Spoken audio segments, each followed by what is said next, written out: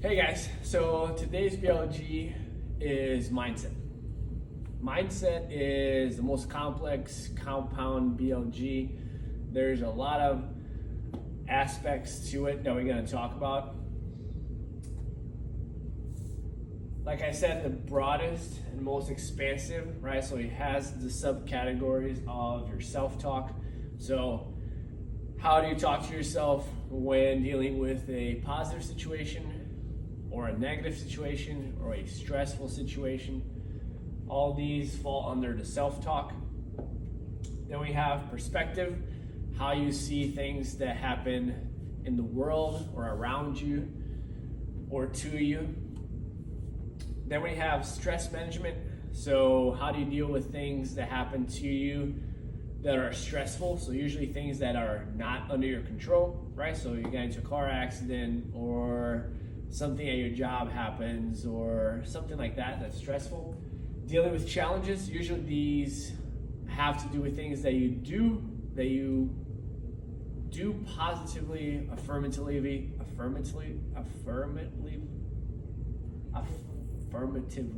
that's a hard word, pursuit.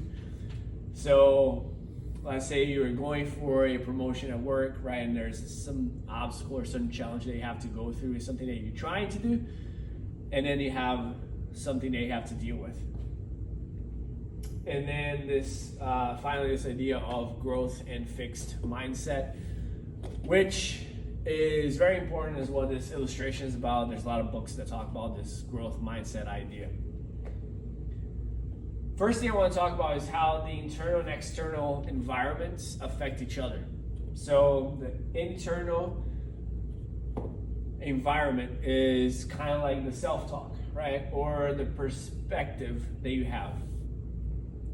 Let's say that you are in a bad mood, right? This starts here internally for whatever reason. Maybe you didn't sleep well or whatever. You already started the day in a bad mood. And then you go, we all have this kind of story where, we're late to go somewhere, we get in the car, we're late, and then there's somebody in front of us that is driving at the speed limit, and we're like, what the fuck? Why are you driving so slow, even though they're at the speed limit? Something that we wouldn't be bothered by if we were not late, right? So this is an example of the internal environment affecting the external environment. And then the other way around is also true. So let's say something happens to us, like we get injured. So we're doing a deadlift or running, whatever, and then we feel something on our hamstrings and we get injured. The external factor, if you have a bad mindset, will affect how you feel about it, right? So once you get injured, like, oh my God, why is this happening to me? This always happens to me. Of course, why wouldn't I get hurt? What am I gonna do now and whatever? This is an example of the external factor affecting how I feel inside, right? And there are ways that we can combat both of these examples that we talked about. Or when, external to internal, right, would be something like somebody cuts you off when they're driving. And you're like, the first instinct is like, yeah, this motherfucker. But maybe you think about like, oh, maybe they're taking somebody to the hospital. Maybe they have to go home because somebody's sick. Then this is a reframing of your mindset that lets you not be affected negatively by something that happens externally. The other way around is even easier, right? If you wake up and you're grumpy, it's just the idea that like everything is gonna pass. Sure, you didn't have a didn't have a good night of sleep. That doesn't have to dictate how you're gonna go through your day, right? So this way, internal to external, is an easier progression because it already starts with that internal dialogue that you have with yourself.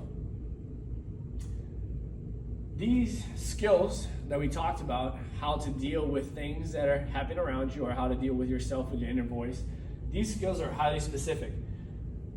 What that means is that getting good at talking to yourself is specific to a certain scenario. So let's say you're going for a Walmart Max deadlift, right? That could be a stressful situation, especially for people that don't have a lot of experience doing a Walmart Max deadlift and they're going heavy.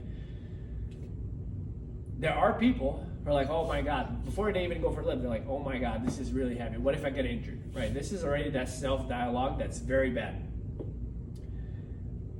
Getting rid of that, being confident in your ability to do something, not focusing on the negative, is a skill. And it's totally different than the skill of going into a classroom full of people and going and doing a public speech, right? Doing a speech or a talk on something. So public speaking is a very different skill that you have to have compared to going for an max deadlift.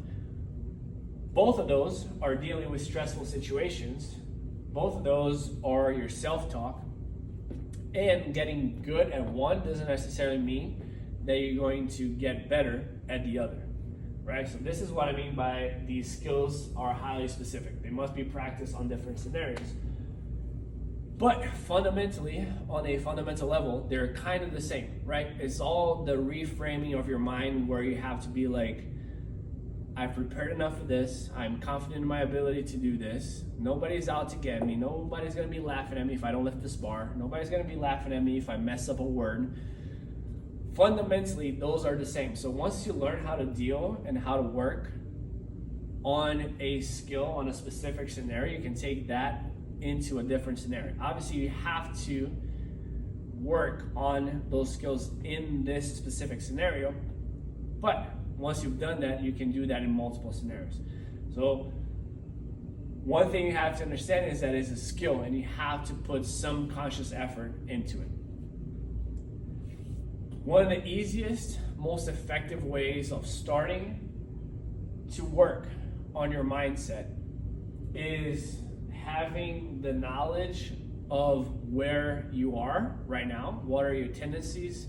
What is your instinct when it comes to your mindset, right? Knowing what kind of self-talk you have with yourself.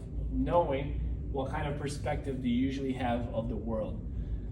Knowing what's your instinct when you go face to face with a challenge or with a stressful situation.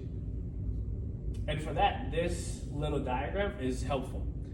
So we've all seen this, right? The yin and the yang, how the goal is to find balance in everything, right? The good and the bad, the strong and the weak, the masculine and the feminine, whatever you want to call it. Most of us have tendencies that fall on one side or the other.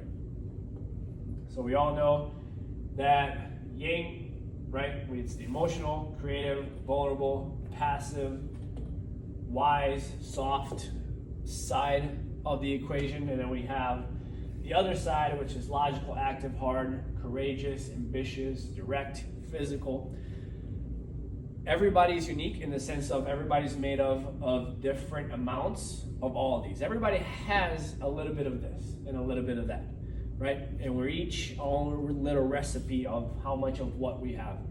And the goal is not balanced in the sense of like we want to be straight in the middle, 50%, 50%. We just don't want to be overwhelmingly one-sided.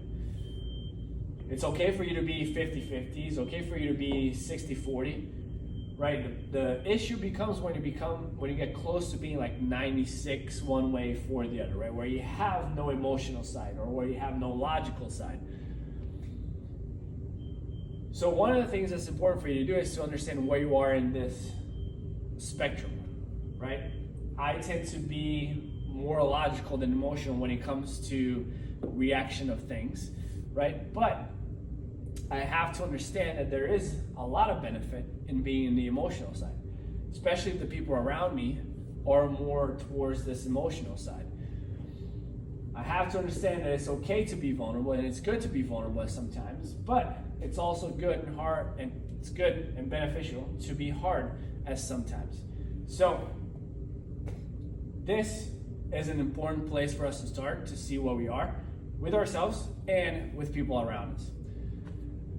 The last thing that I'm going to talk about is the idea of that growth mindset, right? The idea of growth mindset means that, and here I wrote, 7 examples of it, means that you always want to improve, right? That there's nothing that is set in stone about how you are or how you deal with things or what your mindset should be or what your beliefs are. So the idea is you have this big tree, and the goal is to make it as fruitful or as living or as green as possible, right? And to do that, we have to grow these branches. And as you grow these branches, you go towards a growth mindset. So one of these branches is reward comes from effort. Sure, you might have a reward that comes from luck, or reward that comes from inheritance, whatever the case may be. But the single most important and the most impactful reward comes from whatever you put effort into. And the more effort, the more reward you get. The second branch says embraces challenges. So a person with growth mindset embraces challenges in the sense that they understand that challenges, and again, we're talking about mindset, but this goes for your physical, right? The challenges that you go through in the gym physically makes you stronger. The same works for your mindset. The more you work on it, the more you go through things that challenge your mindset and your ability to see the world in a certain way, to talk to yourself in a certain way, the better you're going to get at it. The third branch says mistakes are a part of the process. These are all kind of intertwined, so they go with all of these, right? But understanding that making mistakes and going through dips, right, in this progress is part of the game. So you don't give up, so you don't quit on your goal. Mistakes are a part of the process, a small part of the process if we're trying to go somewhere, right? Anywhere you go, you're gonna have those. Fourth branch is everything can be improved. This works on two separate scenarios. One, the things that you're not good at. The excuse of like, that's just how I am, this just how I do things, that's just my instinct. Those are horrible excuses for not working on yourself, right? But it also means on the things that you're good at, you can also be improved. Okay, you're great at confidence. Are you confident in every single scenario, right? These skills are highly specific. No, okay, let's create confidence in that scenario. So everything, good or bad, can be improved. Fifth branch is positive self-esteem, which goes with the self-talk, right? You want to be your biggest fan, right? There's a saying, I think it's by Seneca, that says that something along the lines like humans are fascinating. They love themselves more than anybody else, but care more about the opinion of others than of their own. So having a positive self-esteem, caring about what you believe of yourself, and having that belief be a positive one is an important part of growth mindset. Things happen for me, not to me. This is the idea of not being the victim of any scenario. Anything that happens, good or bad, happened for me. That means that there is something to be gained from the situation, not to me. To me just puts a period at the end of the thing, and it usually sounds like a bad situation, right? So we want to think about the things happen for me. Therefore, what am I gaining from that situation, good or bad? Last one, the goal is the goal. Having the idea that the goal is to get to the goal regardless of what happens, right? Mistakes are a part of the process. Challenges are a part of the process. Reward is going to get you to the goal. Overall, the goal is to get to that final goal. Nothing else stops you. You can improve in everything that needs to be improved to get to that goal. That was a lot of information. That was a lot of little things we touched on too. If you have any questions on anything more specific that we can cover from mindset, let me know. There are plenty of books that I like to recommend when it comes to these. I love Stoicism, so this is one of the things that they preach a lot, is having a mindset that is beneficial for a good self-talk, a healthy perspective of the world. So if you have any questions, if you want to talk about any of this, shoot me a message.